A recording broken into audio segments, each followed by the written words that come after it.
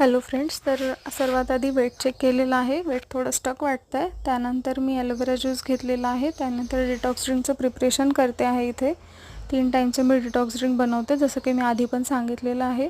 आणि aloe vera juice आणि detox drink यामध्ये 2 तासाचा गॅप जाऊ देते. सो त्यानंतर मी डिटॉक्स ड्रिंक हे गाळून घेतलेलं आहे. उकळल्यावर थोडं थंड झाल्यावर कोमट मी याला सिप करून पिते. आणि तुम्ही पण हे नक्की ट्राय करा. ॲटलीस्ट 3 दिवस तरी ट्राय करून बघा. सध्या पावसाळा आहे, सूट पण होईल, जास्त काही त्रास होणार नाही. 2 टाईमपासून पण तुम्ही स्टार्ट करू शकता. चहाची क्रेविंग जाईल सकाळची. एकदा हे घेतल्यावर तुम्हाला थोडं फ्रेश वाटेल. सो त्यानंतर मी लंच घेतलेला आहे. लंचमध्ये भाजी, पोळी आणि सलाद. आणि लंचनंतर पण मी 1 तासाने हेच डिटॉक्स ड्रिंक घेते. हे जे आपण बनवलेलं आहे हेच परत थोडं कोमट करून 1 तासाने घेते. आणि संध्याकाळी डिनरमध्ये मुरमुरे आणि पपई मी यामधली थोडी खाल्लेली आहे ऑलरेडी.